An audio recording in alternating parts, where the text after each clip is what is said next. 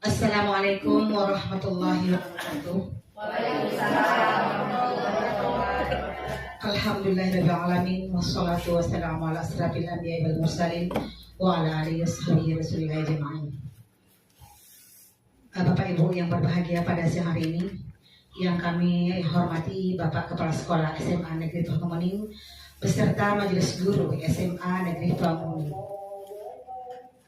Puji syukur kita ucapkan kehadirat Allah Subhanahu wa taala atas berkat rahmat dan karunia-Nya sehingga kita dapat berkumpul pada siang hari ini dalam keadaan sehat walafiat. Dan tak lupa pula sama-sama kita kirimkan puji salam kita kepada Nabi kita Muhammad SAW dengan ucapan Allahumma sholli ala sayyidina Muhammad wa ala ali sayyidina Muhammad. Semoga kelak kita mendapat syafaat beliau di akhir kelak. Amin amin ya rabbal alamin. Acara pertama pembacaan doa yang akan dibacakan oleh Bapak kita Ahmad Zaini. Kepada Bapak disilahkan. Astaghfirullahaladzim alladzi la ilaha illa huwal hayyul qayyum wa atubu ilaih. Astaghfirullahaladzim alladzi la ilaha illa huwal hayyul qayyum wa atubu ilaih. Astaghfirullahaladzim alladzi la ilaha illa huwal hayyul qayyum wa atubu ilaih. Ila hadratin Nabi Mustafa Muhammadir Rasulillah sallallahu alaihi wasallam wa ala alihi wa ashabihi wa dzurriyyatihi ajma'in. Al-Fatihah. A'udzu billahi minasy syaithanir rajim. Bismillahirrahmanirrahim. Alhamdulillahirabbil alamin arrahmanir rahim maliki yaumiddin. Iyyaka na'budu wa iyyaka nasta'in ihdinas siratal mustaqim siratal ladzina an'amta 'alaihim ghairil maghdubi 'alaihim waladdallin. Amin. A'udzu billahi minasyaitonir rajim. Bismillahirrahmanirrahim. Alhamdulillahirabbil alamin wassalatu wassalamu ala asyrofil anbiya'i wal mursalin wa ala washabihi ajma'in. Allahumma shalli ala sayyidina Muhammad wa ala ali sayyidina Muhammad. La ilaha illa subhanaka inna kunna minadh dhalimin. Allahumma ighfir lana dhunubana wa li walidina warhamhum kama rabbana shighra wa lil mu'minina wal mu'minat wal muslimina wal muslimat al ahya'i minhum wal amwat wa tawfiq bainana wa bil khairat rabbika anta khairur rahimin. Rabbana zalamna anfusana wa illam taghfir lana wa tarhamna lanakunanna minal khasirin. Rabbana la tuzigh qulubana ba'da idh hadaytana wa hab lana min ladunka rahmatan innaka antal wahhab. Allahumma shalli ala sayyidina Muhammadin tibbil qulub wa dawaiha wa afatil abdani wa shifaiha wa nuril absari wa diyaiha wa ala alihi washabihi wasallim. Rabbana taqabbal minna innaka antas samiul alim wa tub alaina innaka tawwabur rahim. Rabbana atina fid dunya hasanah wa fil akhirati hasanah wa qina adzabannar. Wa sallallahu ala sayyidina Muhammadin wa alihi wasallam. Subhana rabbika rabbil izzati amma yasifun. Wassalamu ala mursalin alhamdulillahi rabbil alamin. Wallahu minkum. Selanjutnya sambutan dari Bapak Seprim SPD. Kepada Bapak disilahkan. Bismillahirrahmanirrahim. Assalamualaikum warahmatullahi wabarakatuh. Alhamdulillahirabbil alamin wassalatu wassalamu ala asyrofil anbiya'i wal mursalin wa ala alihi wasallam ajma'in. Yang saya hormati Bapak Ibu Wakil Kepala SMA Tuamuning, Bapak Ibu Dewan Guru serta TU yang sempat hadir pada hari ini. Kemudian saya hormati Pak Supriyanto selaku narasumber kita untuk program sekolah bergerak untuk mendiseminasi budaya positif yang memaparkan nanti daripada modul 1.4 Pak ya. Sekolah bila pada hari ini kita berkat kepada Allah Subhanahu wa taala karena kita masih diberikan waktu dan kesempatan dan kesehatan. Salam dan salam terpukullah kita sampaikan kepada beliau kita Nabi besar Muhammad sallallahu alaihi wasallam yang sudah membawa umat manusia ke alam yang berakhlak karimah. Bapak Ibu yang saya hormati, mungkin tak akan banyak yang saya sampaikan di sini untuk mendengarkan paparan kita ini dari Pak Supriyanto. Marilah kita amati baik-baik karena hal ini akan diterapkan, akan diaplikasikan dalam pembelajaran yang berdifferensiasi dan berpusat pada peserta didik. Karena apa-apa yang disampaikan itu nanti merupakan implementasi dari kurikulum merdeka. Jadi kita harap kita bisa nanti bersama-sama melaksanakan ataupun menerapkan implementasi daripada kurikulum merdeka melalui agen-agen perubahan daripada kurikulum kita ini. Kepada Pak Suprianto, kami persilakan aja langsung untuk menyampaikan visi-misinya, bukan visi-misi, diseminasinya penerapan budaya positif. Mudah-mudahan nanti apa saja yang kita kerjakan dalam rangka peningkatan mutu pendidikan ini dapat kita kerjakan dengan sebaik-baiknya. Demikian yang perlu saya sampaikan. Wassalamualaikum warahmatullahi wabarakatuh. Terima kasih kami ucapkan kepada Bapak. Selanjutnya kita sama-sama mendengarkan pemaparan dari Bapak Suprianto SPD tentang penerapan budaya positif. Kepada Bapak Suprianto kami persilakan.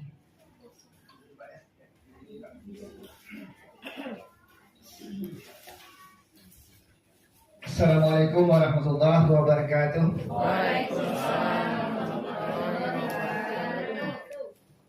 Kumbang hitam, kumbang penyengat. Kalau nyengat sakit sekali. Kalau jawab salam tidak semangat, biasa cepat mati. Assalamualaikum warahmatullahi wabarakatuh.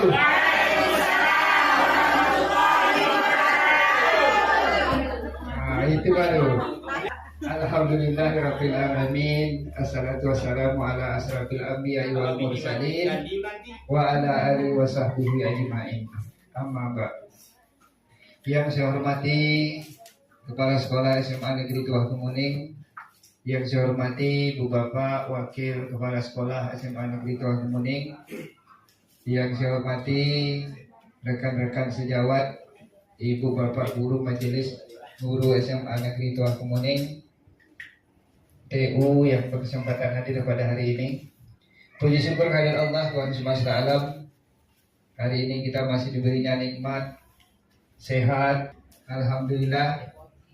Mudah-mudahan dengan bersyukur nikmat yang hari ini sudah kita nikmati besok bertambah. Amin ya rabbal alamin.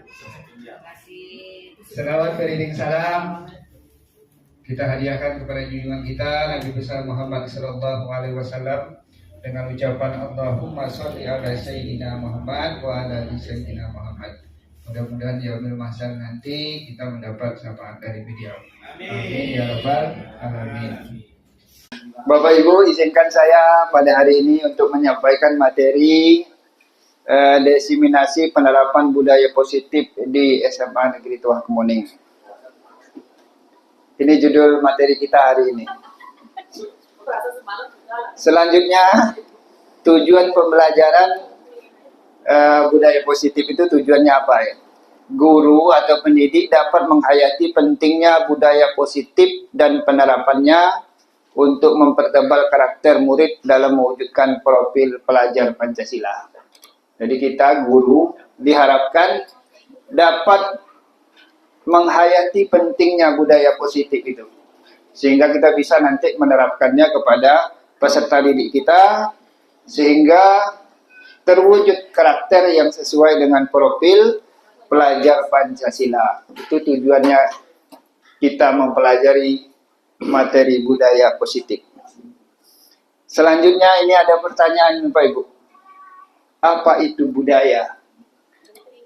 Nah, siapa yang mau jawab? Apa itu budaya? Ya, silakan Bapak Ibu, Anda yang mau jawab.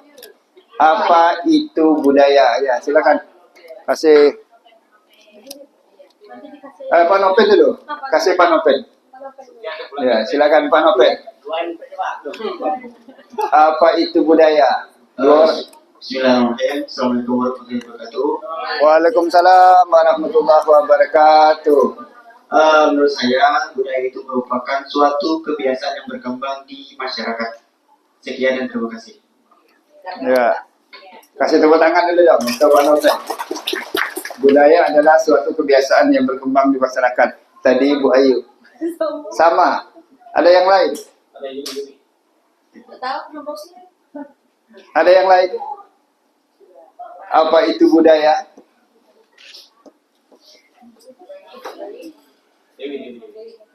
Yang guru seni budaya mana? AMC. Coba Ibu. Ya silakan. Bu Dewi, apa itu budaya? Assalamualaikum warahmatullahi wabarakatuh. Waalaikumsalam warahmatullahi wabarakatuh. Ya, nama saya Ibu Dewi Prihatin, guru biologi. Saya mau menjawab pertanyaan apa itu budaya. Menurut saya, budaya itu adalah warisan dari leluhur yang perlu dibudidayakan atau dikembangkan berdasarkan karyanya. Iya. Sekian, terima kasih. Kasih tepuk tangan dong untuk Ibu Dewi.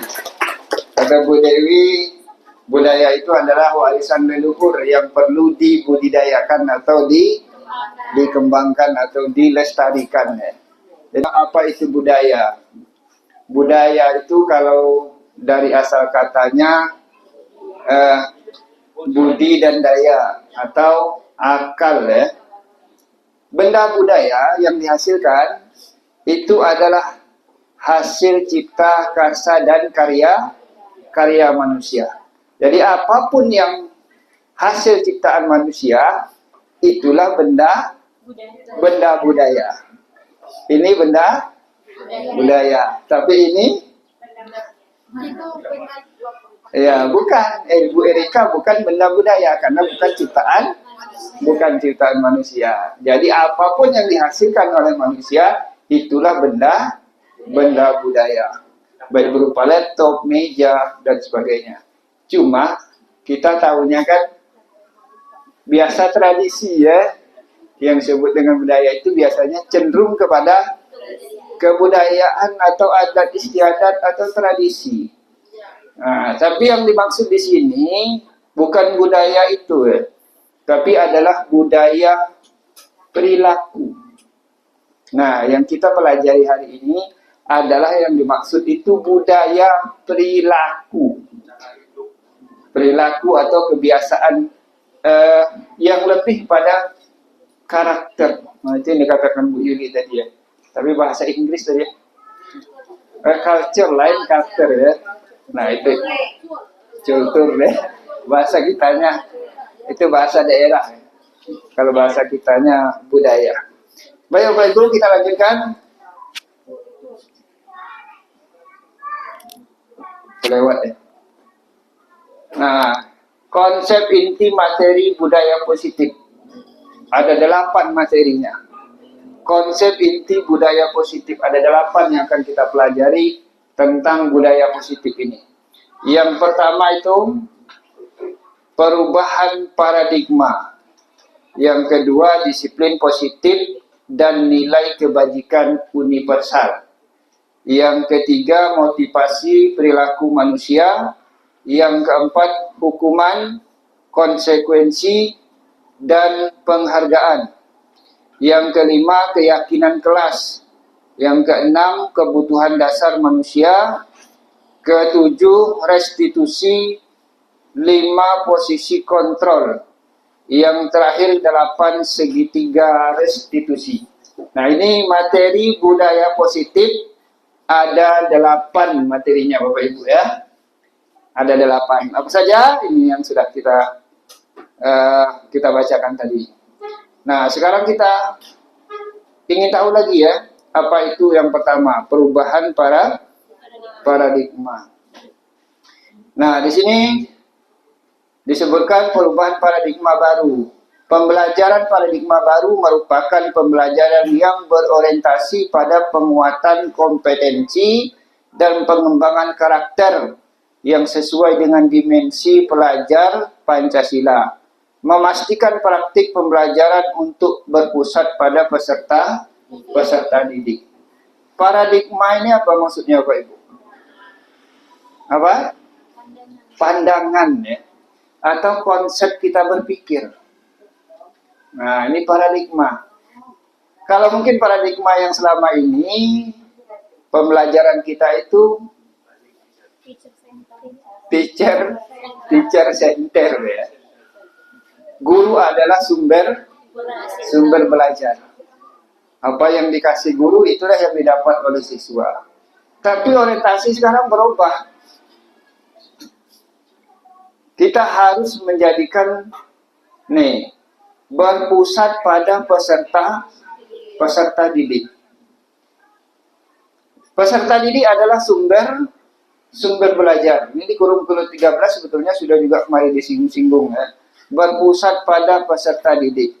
Maksudnya berpusat pada peserta didik ini Bapak Ibu, bukanlah murid yang mengajar gitu ya.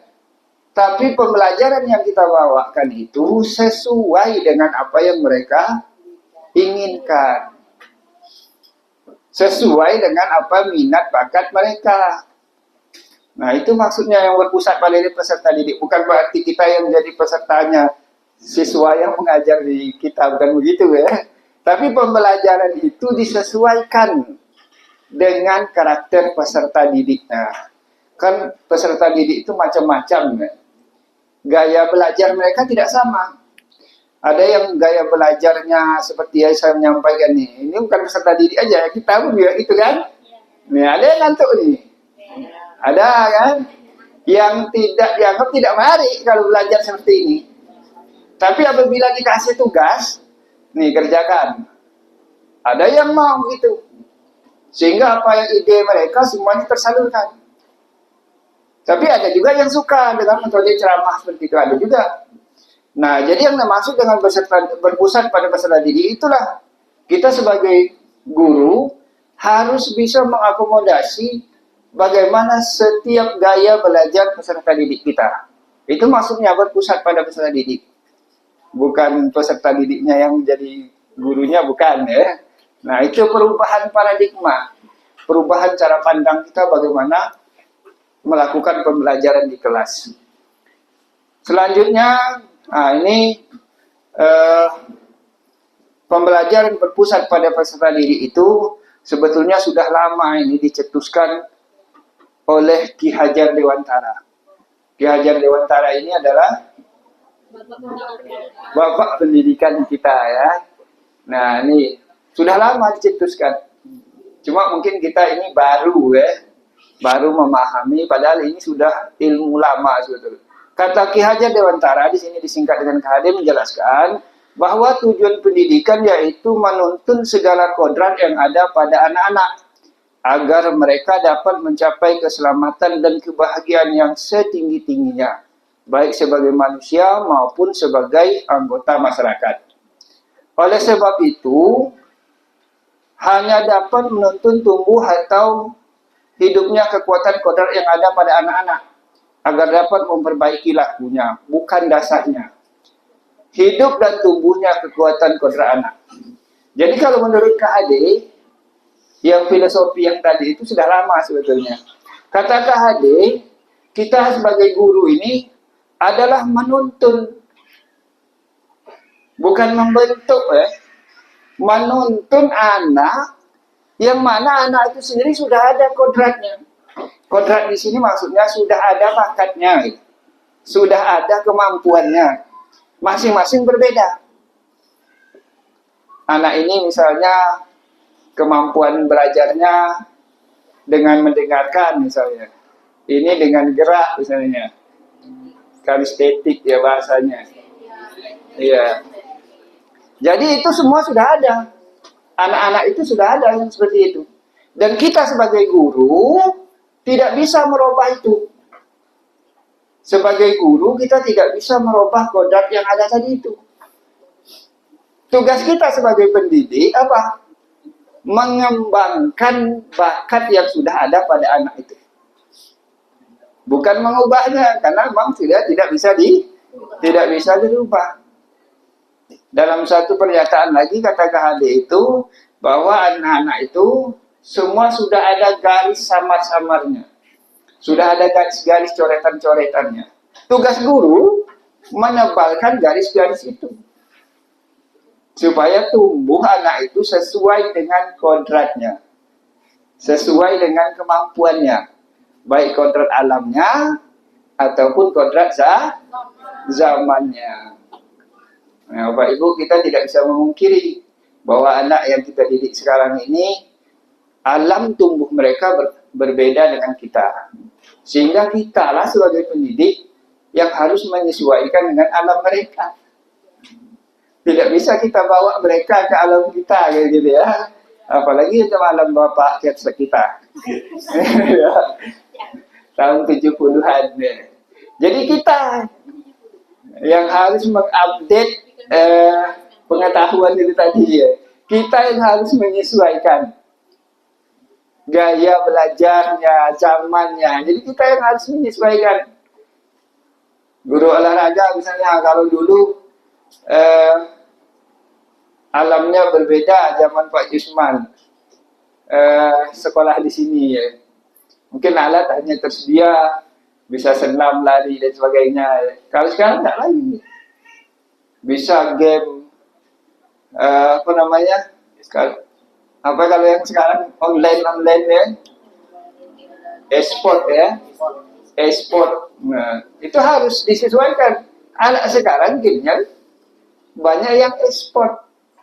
Jadi pembelajaran olahraga pun harusnya masuk ke e-sport itu ya. Walaupun yang manual yang masih banyak ya, masih juga. Tapi tidak bisa dipungkiri itu alamnya memang sudah seperti itu. Zamannya memang sudah seperti itu. Nah, itulah yang tugas kita. Menyesuaikan dengan perkembangan zaman. Tidak bisa dilawan perubahan zaman itu Pak ya. Ya, tidak bisa dilawan. Yang ada adalah kita bisa menyesuaikan dengan perubahan zaman itu ya Bu Rasya. Ya. Di-upgrade. Nah, yang kedua, kalau pertama tadi paradigma baru, yang kedua ini disiplin positif. Disiplin positif merupakan disiplin yang berasal dari diri sendiri, yang disebabkan oleh rasa tanggung jawab yang muncul dari dalam diri untuk melaksanakan tindakan sesuai hati nurani, tanpa paksaan atau karena ingin dihargai orang lain. Disiplin karena sesuatu hal yang diyakini kebenarannya, yang menjadikan seseorang bangga dan penghargaan untuk diri sendiri karena telah melakukannya. Nah ini, disiplin positif. Disiplin positif ini maksudnya adalah memang disiplin itu terbentuk dari dalam dirinya sendiri. Bukan karena takut dimarahi, bukan karena mengharapkan penghargaan atau pengakuan dari orang lain, tapi memang tumbuh karena kesadarannya sendiri. Masuk jam 7.15, jam 7 sudah datang. Itu kenapa? Berat itu bagi orang yang memang kalau mengharapkan sesuatu yang dari luar. Berat. Misalnya jam 7.15 guru sudah harus ada di sekolah. Kalau tak dimarahi kepala sekolah. Itu kalau kesadarannya masih takut dimarahi kepala sekolah, itu berat.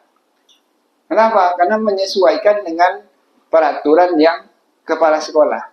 Tapi kalau karena kesadarannya sendiri, jam 7 saya sudah datang, karena memang kesadaran diri sendiri, ingin menjadi contoh bagi murid-muridnya, itu enggak berat. Karena sudah sadar. Dari awal bangun dia sudah menyadari, oh saya harus datang jam 7. Mau dihargai, mau tidak, itu tidak jadi soal.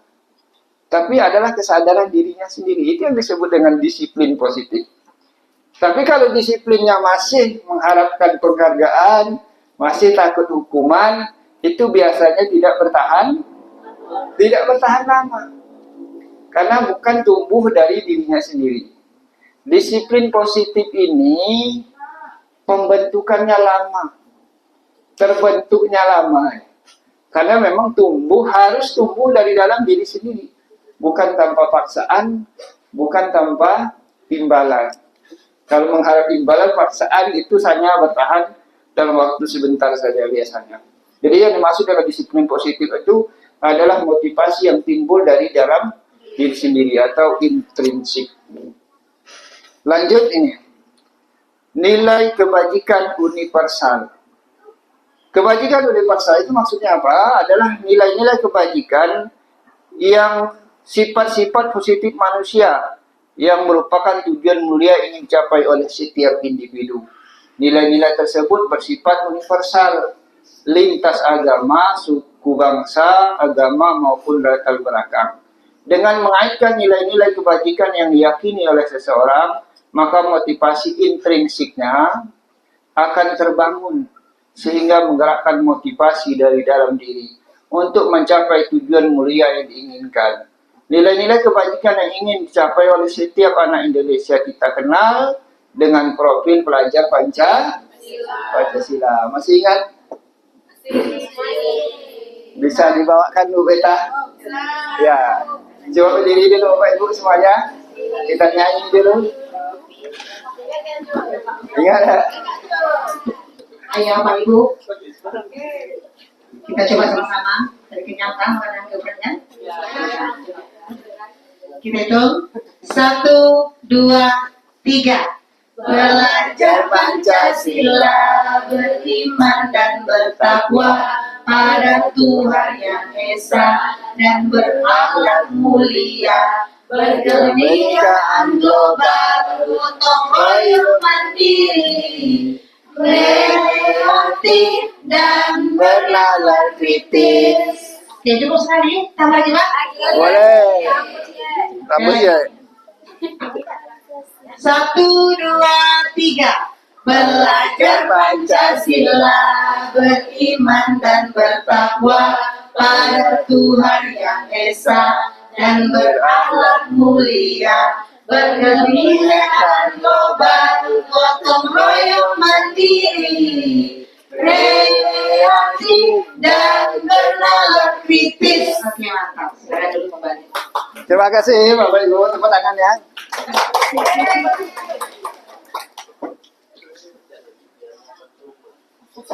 Nah, ini dia yang kita nyanyikan tadi ya.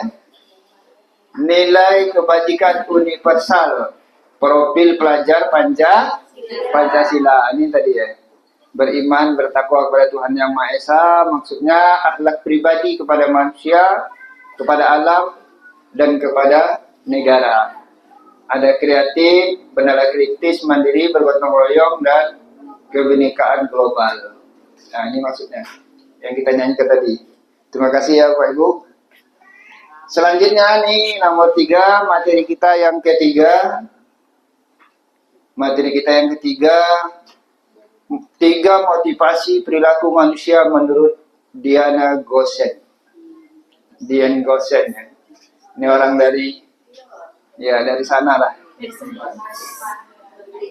Iya. Dari Iman gitu ya. Ada 3 menurut Gosen motivasi manusia. Yang pertama untuk menghindari ketidaknyamanan atau menghindari hukuman. Ini adalah tingkat terendah dari motivasi perilaku manusia. Biasanya orang yang motivasi perilakunya untuk menghindari hukuman atau ketidaknyamanan akan bertanya, apa yang akan terjadi apabila saya tidak melakukannya? Apa yang terjadi apabila saya terlambat? Apa yang terjadi apabila saya tidak ikut gotong royong misalnya? Apa yang terjadi bila saya tidak ikut upacara? Itu pertanyaan dari dirinya. Itu biasanya motivasinya ya. Yang kedua, motivasi yang kedua menurut Gosen untuk mendapatkan imbalan atau penghargaan dari orang lain. Satu tingkat di atas motivasi pertama. Di sini orang berperilaku untuk mendapatkan imbalan atau penghargaan dari orang lain. Orang dengan motivasi ini akan bertanya, apa yang akan saya dapatkan apabila saya melakukannya? Saya gotong royong misalnya, apa yang saya dapatkan? Saya mengerjakan ini, apa yang saya dapatkan? Mengharap imbalan. Saya hadir di sini, apa yang saya dapatkan? Ya, berarti Bapak Ibu motivasinya yang kedua. Motivasinya yang kedua. Apa yang saya dapatkan? Dapat ayam geprek sama reposi. Nah, motivasinya baru tingkat 2. Mudah-mudahan dengan materi ini terupgrade nantinya ya. Menjadi yang ini. Yang ketiga, untuk menjadi orang yang mereka inginkan dan menghargai diri sendiri dengan nilai yang mereka percaya. inilah motivasi yang akan membuat seseorang memiliki disiplin positif. Karena motivasi berperilakunya bersifat internal, dari dalam, bukan eksternal, bukan dari luar. Orang dengan motivasi ini akan bertanya, akan menjadi orang seperti apa apabila saya melakukannya. Berarti dia melakukan sesuatu itu untuk dirinya sendiri. Mau dihargai orang, mau dikasih orang penghargaan, mau ada hukuman, dia tidak masalah. Dia melakukan pekerjaan itu untuk dirinya sendiri. Dan biasanya orang yang berperilaku, yang motivasinya yang ketiga ini, hidupnya akan lebih bahagia, lebih senang. Kenapa? Dia melakukan setiap pekerjaannya untuk dirinya sendiri. Sehingga timbul keikhlasan. Dia melakukan sesuatu itu memang dia sendiri yang ingin. Sehingga biasanya apapun yang kita kerjakan, kalau motivasinya yang seperti itu, tidak akan terasa capeknya. Karena kita menikmati pekerjaan itu. Pekerjaan yang kita lakukan itu kita nikmati. Coba bayangkan 45 menit misalnya, 90 menit di kelas karena disuruh kepala sekolah. Takut nggak masuk karena kepala sekolah. Itu bukan main lama itu dalam kelas itu. Ya kan? Jadi beban. Berat. Ya. Kita semua mengalami proses yang seperti itu ya. Proses yang seperti itu. Tapi apabila kita memang ingin melakukannya, itu ringan dan tidak terasa waktu berlalu. Itu sulit, motivasi ini sulit kita menimbulkannya. Kadang-kadang ada yang seperti ini ya. Tapi di lain waktu kadang kembali lagi seperti ini ya.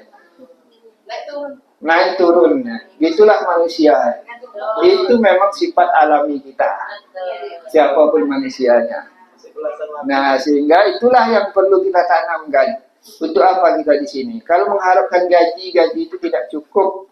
Kalau tidak kita syukuri. Lanjut Bapak Ibu ya. Selanjutnya nih, ada pertanyaan. Menurut Bapak Ibu, dari ketiga jenis motivasi tadi, motivasi manakah yang saat ini paling banyak mendasari perilaku murid-murid, bahkan diri kita sendiri di sekolah? Yang mana ada tiga motivasi tadi? Satu dan dua. Iya, ada juga yang tiga ya. Hari ini dua nih. Mungkin hari ini kita baru sampai yang kedua ya. Mudah-mudahan nanti selanjutnya sampai yang ketiga. Sehingga kita tidak terasa waktu yang kita inginkan tadi 60 menit berlalu ya. Kalau sekarang masih agak lama juga lah ya. Di kelas juga begitu. Kadang ada anak kita tuh memang 1 dan 2 itulah motivasinya. Tapi dari yang 36 itu tadi kadang ada juga 1-2 orang yang memang menikmati pembelajaran.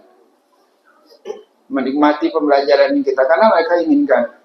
Selanjutnya,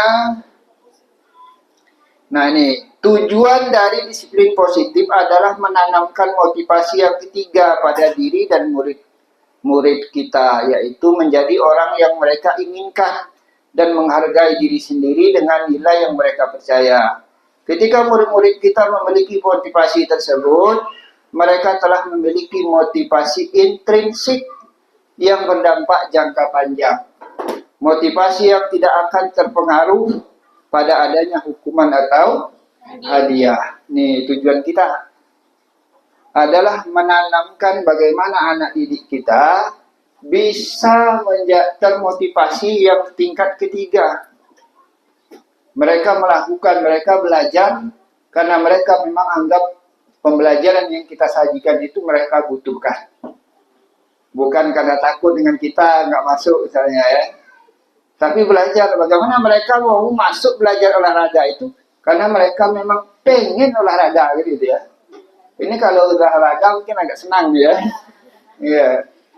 Karena memang banyak yang hobi atau suka. Nah, itulah yang kita sebutkan itu. Bagaimana pembelajaran kita sajikan itu mereka hobi, mereka suka. Sehingga timbul nih tadi motivasi yang ketiga. Selanjutnya, nah silakan dijawab Bapak Ibu. Ini ada 3 pertanyaan. Yang pertama, kita ini sudah materi selanjutnya ya. Apakah hukuman dapat mendisiplinkan anak? Yang kedua, apakah pemberian hukuman dengan hal positif seperti membaca atau membersihkan halaman sekolah dapat meningkatkan disiplin peserta didik? Yang ketiga, apakah memberi penghargaan dapat meningkatkan motivasi belajar anak? Siapa yang mau jawab dari 3 pertanyaan itu?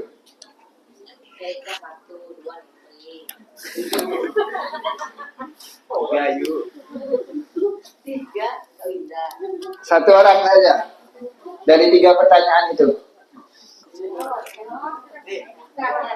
Silakan Bapak Ibu.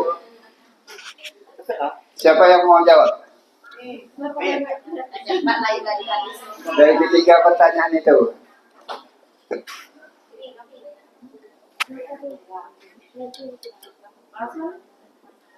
Silakan kemukakan pendapatnya dengan menjawab 3 pertanyaan itu.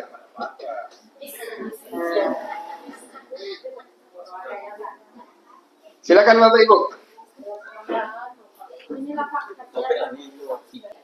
Assalamualaikum warahmatullahi wabarakatuh. Waalaikumsalam warahmatullahi wabarakatuh. Langsung saja saya menjawab pertanyaan pertama. Apakah hukuman dapat mendisiplinkan anak? Pada dasarnya hukuman akan dapat mendisiplinkan anak, tetapi tidak bertahan lama. Terus yang kedua, apakah pemberian hukuman dengan hal positif seperti membaca atau membersihkan halaman sekolah dapat meningkatkan disiplin peserta didik? Jawabannya iya. Terus yang ketiga, apakah memberi penghargaan dapat meningkatkan motivasi belajar anak? Kalau menurut saya sendiri itu bisa meningkatkan motivasi anak. Cukup sekian, terima kasih. Assalamualaikum warahmatullahi wabarakatuh. Waalaikumsalam warahmatullahi wabarakatuh. Tepuk tangan deh yang mulia. Betul ya, mantap jawaban Ibu Nyentri ya. Pertanyaan pertama, apakah hukuman dapat mendisiplinkan anak? Dapat ya. Tapi kata Ibu Nyentri tadi dalam jangka waktu yang pendek ya. Sehingga yang timbul dari ini tadi cuma motivasi yang pertama tadi. Menimbulkan cuma takut karena hukuman. Ikut pelajaran kita karena takut dihukum Ibu Erika kalau nggak masuk kan itu ya. Nah, ya cuma timbul ini tingkat berarti bisa juga mendisiplinkan anak. Cuma tingkat motivasinya yang paling rendah. Yang kedua, ini apakah meningkatkan disiplin serta didik juga dapat. Cuma itu tadi ya. Di sini masih sifatnya kondisional. Membersihkan halaman sekolah dapat meningkatkan disiplin. Waktu itu saja. Motivasinya yang timbul tidak meningkat. Nah, kalau yang ini, apakah memberi penghargaan dapat meningkatkan motivasi belajar anak? Termotivasi juga mereka. Termotivasi. Cuma motivasinya masih motivasi yang kedua. Karena mengharapkan imbalan. Belum tertanam motivasi yang ketiga tadi ya. Selanjutnya ini nomor 4, materi kita yang keempat tadi ada berapa materinya? 8 ya. Ini nomor 4, perbedaan hukuman dan konsekuensi. Hukuman itu bersifat tidak terencana, bersifat satu arah dari pihak guru yang memberikan, dan murid hanya menerima suatu hukuman tanpa melalui suatu kesepakatan atau pengarahan dari pihak guru, baik sebelum atau sesudahnya. Tiba-tiba saja. Kalau konsekuensi itu sudah terencana atau sudah disepakati, sudah dibahas dan disetujui oleh murid dan guru. Umumnya bentuk-bentuk konsekuensi dibuat oleh pihak guru atau sekolah. Kalau sekolah kita namanya Tata tertib. Nah, ini. Dan murid sudah mengetahui sebelumnya konsekuensi yang akan diterima bila ada pelanggaran. Ini adalah perbedaan hukuman dan konsekuensi. Nah, ini ada pemahaman kita. Untuk meningkatkan pemahaman kita, ada 5 pertanyaan. Silakan dibaca. Mencatat 100 kali di dalam buku kalimat, saya tidak akan terlambat lagi karena terlambat ke sekolah. Ini hukuman apa konsekuensi? Nomor 2, lari mengelilingi lapangan basket 2 kali karena terlambat hadir di sekolah. Yang pertama tadi apa? Coba kita cek jawabannya ya.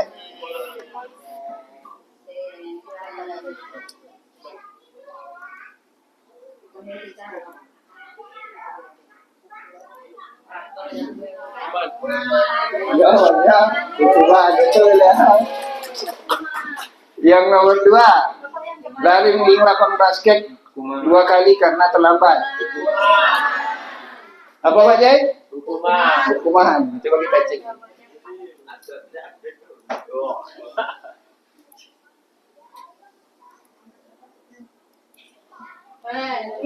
Betul Pak Jai. Yang ketiga, membersihkan coretan yang dibuatnya di meja tulis. Konsekuensi. Coba kita cek. Hukuman juga. Nah, betul ya. Konsekuensi dari perbuatannya mencoret. Yang selanjutnya, murid diminta untuk push up 15 kali karena tidak menggunakan masker ke sekolah. Apa itu? Hukuman ya. Selanjutnya, menggantikan kertas tugas teman yang telah dicoret-coret. Ya, mantap ya.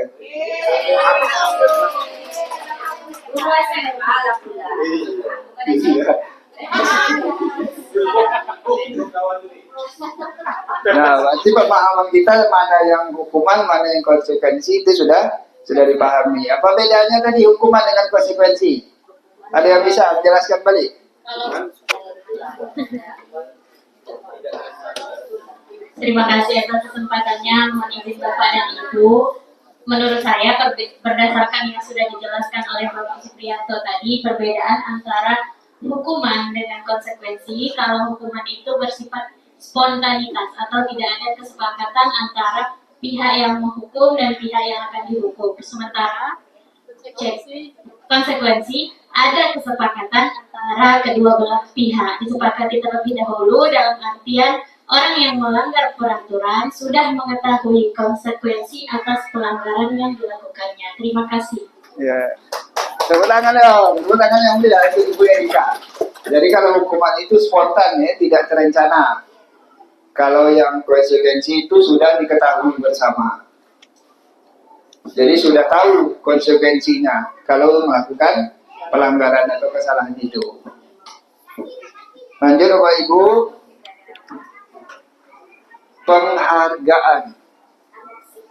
Penghargaan. Saat kita berulang kali menjanjikan hadiah kepada anak-anak agar berperilaku bertanggung jawab atau kepada seorang murid agar mempelajari sesuatu yang baru atau kepada seorang karyawan agar melakukan pekerjaan yang berkualitas, kita sedang berasumsi mereka tidak dapat melakukannya. Nah, jadi kalau kita menjanjikan sesuatu, misalnya nak kerjakan tugas ini, nanti kalau betul Bapak Ibu kasih penghargaan, kasih nilai reward sekian, itu kita sudah tertanam di kepala kita bahwa mereka sebetulnya tidak pandai mengerjakan itu kalau tidak dikasih penghargaan. Artinya apa? Kita sudah mengkerdilkan kemampuan anak kita sendiri. Kita iming-imingi dulu ya. Padahal tidak bisa jadi ya. Tanpa penghargaan pun mereka akan berbuat dengan maksimal. Nah, itu maksudnya ya. Sehingga apa yang terjadi dihukum oleh penghargaan. Menurut Al-Fikon mengemukakan, baik penghargaan maupun hukuman adalah cara-cara mengontrol perilaku seseorang yang menghancurkan potensi untuk pembelajaran yang sesungguhnya. Kenapa? Pembelajaran yang mereka ikuti itu tidak tumbuh motivasi dari dirinya, tapi mengharapkan imbalan atau penghargaan. Disiplin yang kita tanamkan tidak menjadi disiplin positif, tidak timbul motivasi dari dalam diri.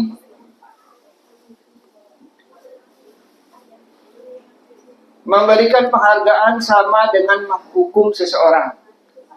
Kenapa? Ada pengaruhnya. Pengaruh jangka pendek dan jangka panjang. Pemberi penghargaan lagi dan lagi, maka orang tersebut akan bergantung pada penghargaan yang diberikan, serta kehilangan motivasi dari dalam diri. Kenapa? Karena mereka melakukan sesuatu itu hanya mengharapkan penghargaan, mengharapkan reward. Kalau tidak dihargai, kepala sekolah nggak datang tepat waktu.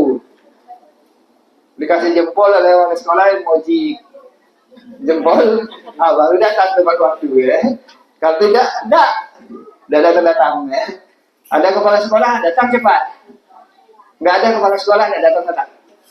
Itu kenapa? Karena tidak timbul motivasi dari dalam diri. Yang selanjutnya, penghargaan tidak efektif. Suatu penghargaan adalah suatu benda atau peristiwa yang diinginkan yang dibuat dengan persyaratan. Hanya jika Anda melakukan hal ini, maka Anda akan mendapatkan penghargaan yang diinginkan. Bergantung dengan penghargaan, tidak efektif penghargaan ini kalau jangka panjang. Tidak timbul motivasi dari dalam diri. Memberikan penghargaan sama dengan menghukum seseorang. Penghargaan merusak hubungan. Ketika seseorang diberi penghargaan atau dipuji di depan orang banyak, maka yang lainnya akan merasa iri. Dan sebagian dari mereka akan tidak menyukai orang yang diberikan penghargaan tersebut. Itu saja kan orangnya, sehingga tidak termotivasi. Kalau anggapan kita selama ini kan tidak ya. Kita memberi penghargaan itu untuk menimbulkan motivasi yang lain kan gitu ya. Nah ini ternyata kebalikannya Bu Ros yang terjadi. Iya, anggapan kita selama ini memberi penghargaan itu menimbulkan motivasi bagi yang lain kan gitu ya. Nah rupanya tidak, ternyata salah ya. Ternyata salah. Penghargaan itu justru yang menerima itu orang lain, siswa yang lain tidak menyukainya. Selanjutnya, penghargaan mengurangi ketepatan. Anak-anak yang mendapatkan hadiah, jawabannya banyak yang tidak tepat dibandingkan dengan anak-anak yang hanya diberitahu jawabannya benar. Kenapa? Melakukan sesuatu mengharapkan penghargaan.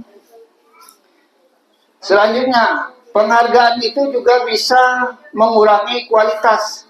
Seseorang yang mampu menghasilkan karya dan mendapatkan penghargaan, lama-kelamaan hasil kinerjanya berhenti berkembang.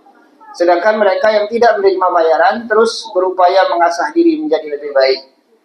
Nah ini penghargaan. Mengurangi kualitas. Penghargaan mematikan kreativitas.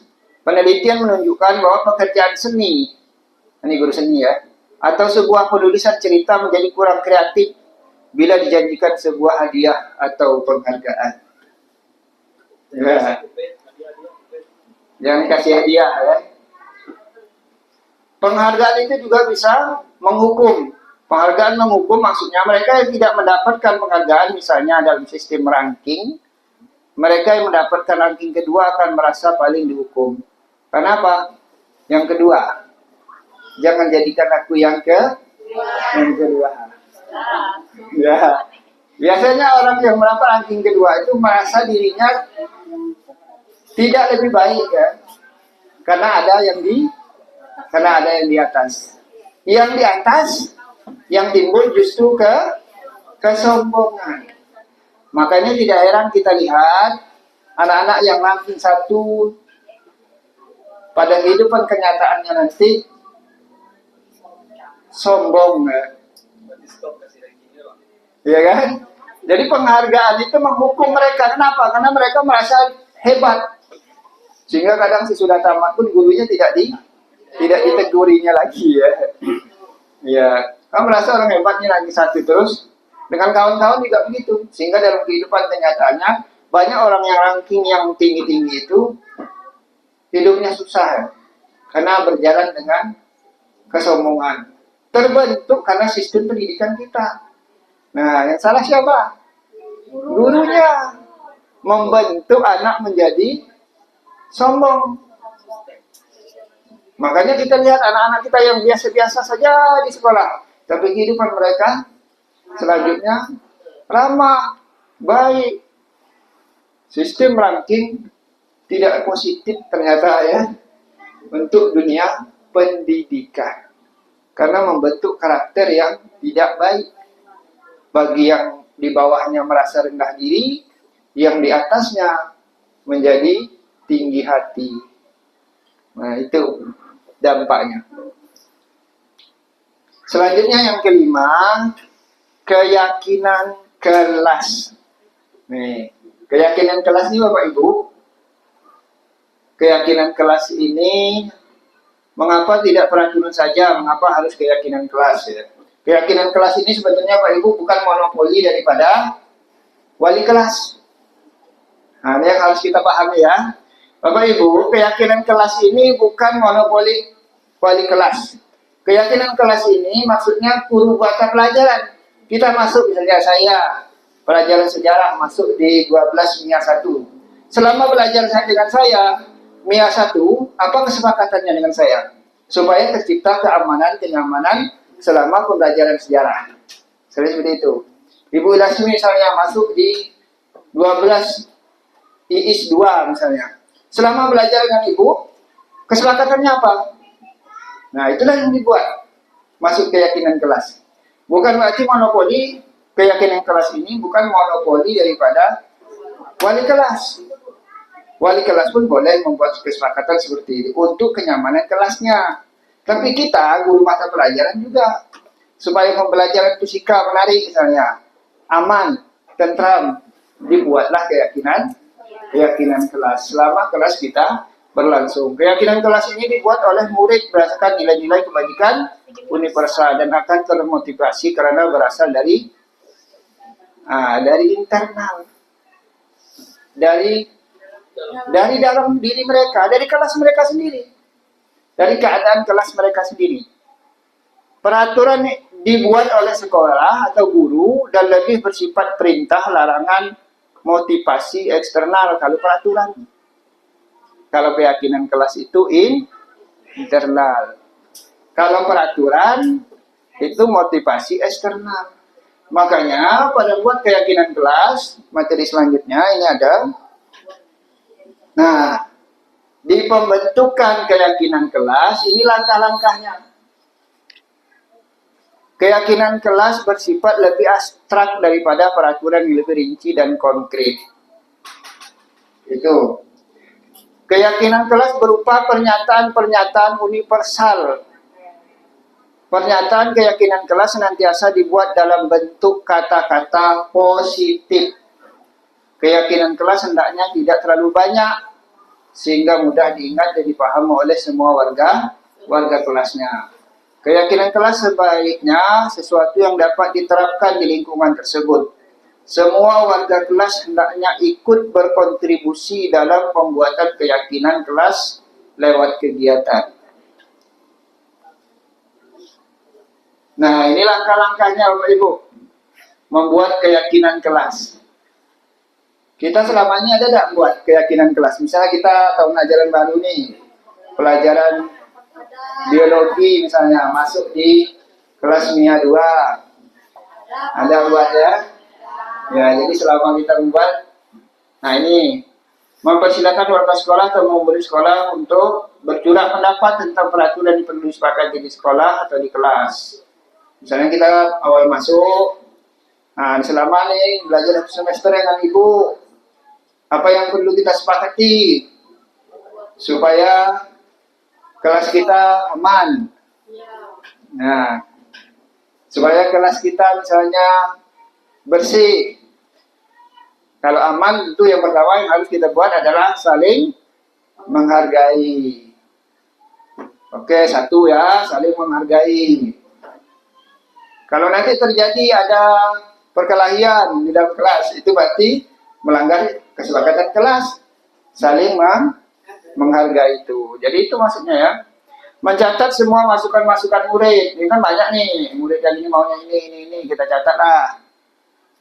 Nanti baru buat kita garis besarnya apa. Susunlah keyakinan kelas sesuai prosedur pembentukan keyakinan kelas.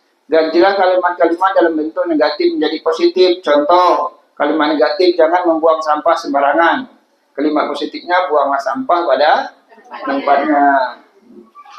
Tinjau kembali daftar curah pendapat yang sudah dicatat. Contoh, datang tepat waktu, mengerjakan tugas tepat waktu, memakai pakaian sesuai harinya, berada di bawah satu payung, yaitu keyakinan disiplin. Nah, itu semuanya kalau yang seperti ini nih, datang tepat waktu, mengerjakan tugas tepat waktu, memakai pakaian sesuai harinya, itu masuk dalam satu payung, namanya disiplin. Keyakinan inilah yang dimaksudkan dalam daftar untuk disepakati. Artinya satu saja, disiplin. Kalau nanti ada pelanggaran datang terlambat, berarti masuk ke disiplin. Keyakinan kelas cukup antara 3 dan 7 prinsip atau 7 keyakinan saja. Tidak perlu banyak-banyak. Nanti kalau makin banyak banyak pula yang dilanggar ya. Menyetujui dengan menandatangani keyakinan kelas atau sekolah tersebut termasuk guru dan semua warga atau murid. Keyakinan sekolah atau kelas selanjutnya bisa dilekatkan di dinding kelas di tempat yang mudah dilihat oleh semua warga kelas. Lanjut yang keenam.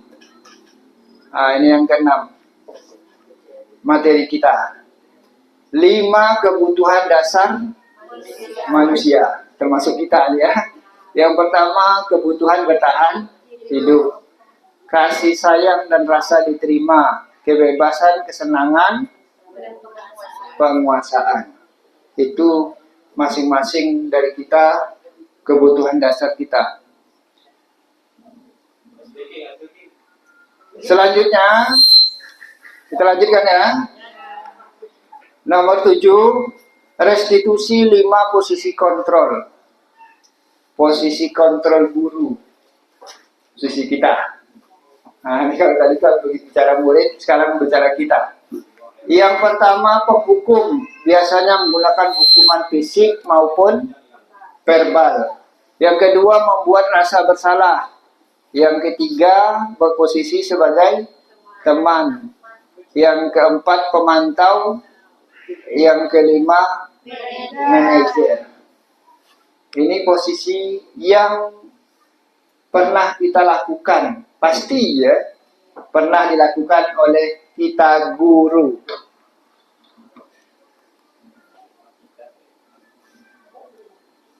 Nih, apa yang akan Bapak Ibu lakukan jika mendapati siswa yang terlambat? Apa yang dilakukan? Memberikan teguran. Apa lagi? Memberikan hukuman. Ini sering ini ya. Setiap kita ini ya. Mengingatkan peraturan, menanyakan alasannya, bantu dorong bertanya. Nampak jawabannya. Transparan ya. Nah, ini 5 posisi kontrol tadi ya. Dari situasi ini 5 posisi kontrol. Kamu selalu datang terlambat, itu posisinya penghukum. Itu kecewa sekali dengan kamu, itu membuat rasa salah. Ayolah lakukan demi ibu atau demi bapak. Itu memposisikan diri sebagai teman. Apa yang telah kamu lakukan, peraturan apa yang kamu langgar misalnya, itu sebagai pemantau. Apa rencana kamu untuk memperbaiki hal ini? Pernah tak dilakukan? Pernah kan? Ya, pernah sebetulnya. Kita pernah, semuanya ini pernah ya. Penghukum pernah, ini paling banyak ya. Membuat rasa bersalah pernah ya. Ini biasanya ibu-ibu disukai nih. Ibu kecewa sekali dengan kamu. Ini paslah ibu ya. Kalau bapak nggak ada kayak gini ya. Jarang ya. Kalau ini pun jarang juga nih ya. Ayolah lakukan demi ibu. Kali ini sering ibu-ibu ya. Kalau bapak biasanya sering kayak gini. Apa yang telah kamu lakukan? Peraturan apa yang kamu langgar? Gitu ya. Mengingatkan ke peraturan atau tata tertib. Sebaiknya kita itu berposisi di sini.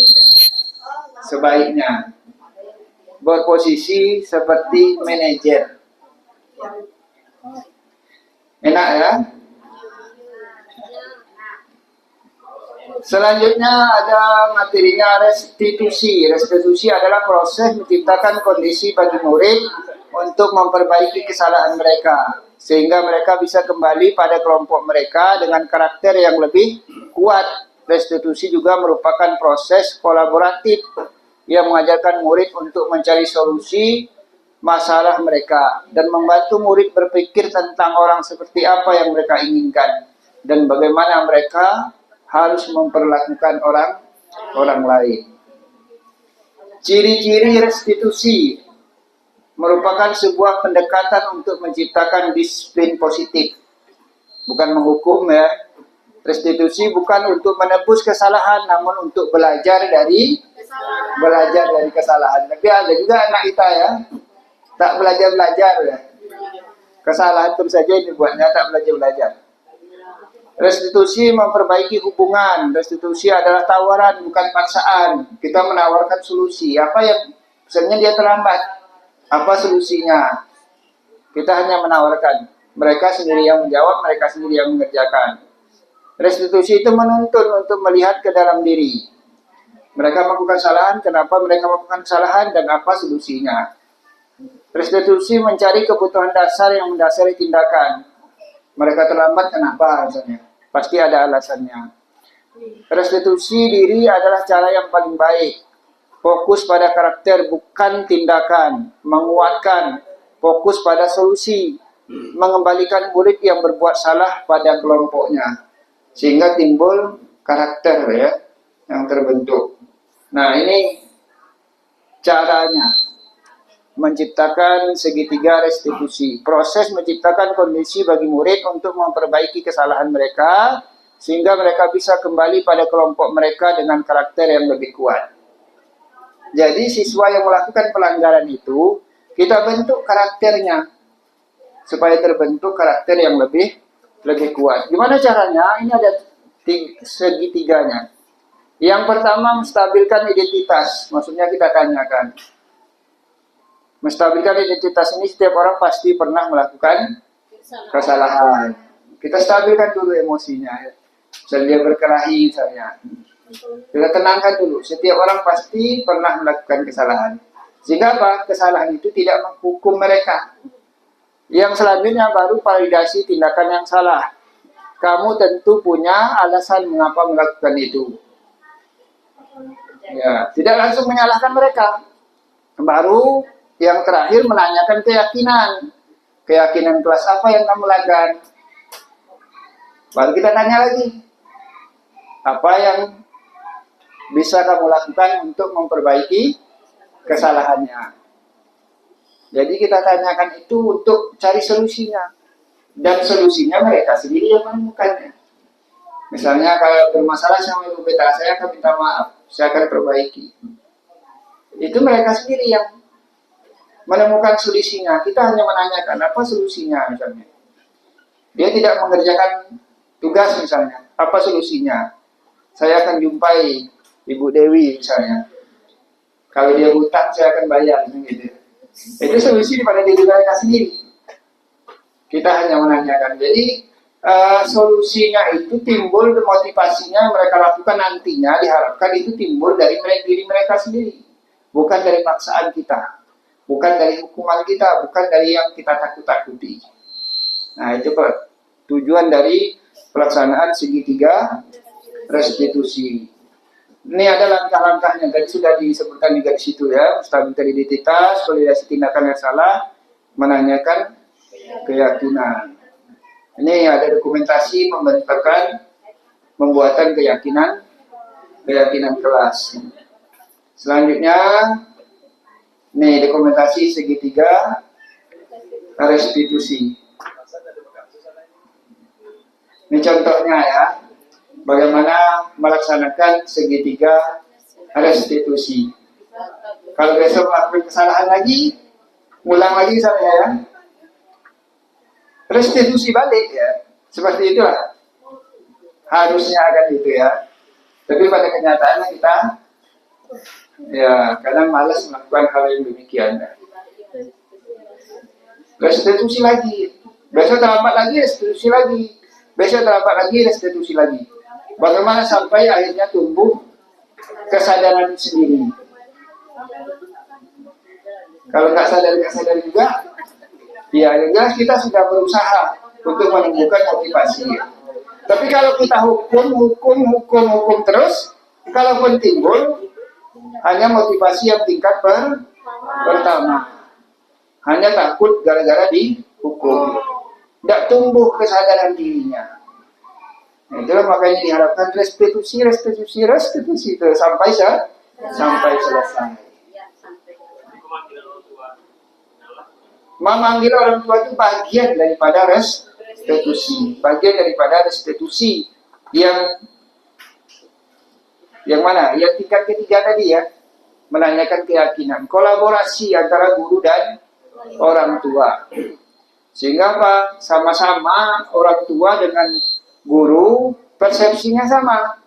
Sehingga orang guru juga dan orang tua sama-sama menumbuhkan motivasi intrinsik tadi.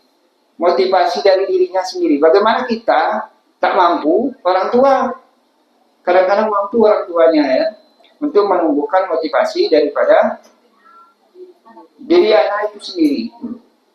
Memang sulit ya. Ada individu yang sulit itu pasti. Karena anak kita banyak, perilakunya juga banyak, Pak ya. Pasti banyak. Tapi tidak dari sekian banyak itu kadang ada ya. Tapi kita jangan pernah bosan untuk melakukan perbaikan daripada anak-anak kita. Masalah hasil itu Tuhan yang menentukan. Kita hanya berusaha restitusi. Hasilnya timbul apa tidak motivasi dari dirinya atau intrinsik, kita serahkan kepada yang maha kuasa. Mungkin itu penyampaian saya ini. Salah tidak mohon maaf. Mudah-mudahan ada manfaatnya. Bicara hari. Assalamualaikum warahmatullahi wabarakatuh.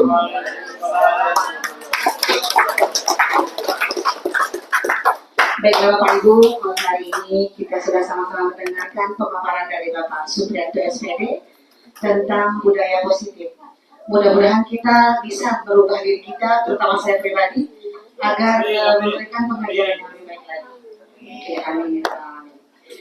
Cukup sekian dari saya mohon maaf atas segala kesilapan atau mungkin ada kata-kata saya kurang berkenan. Tidak ada garis kata, tidak ada manusia yang bersalah. Jika saya bersalah, saya mohon maaf. Jika saya bersalah pada Allah, saya mohon ampuni saya. Terima kasih. Assalamualaikum warahmatullahi wabarakatuh. Waalaikumsalam warahmatullahi wabarakatuh.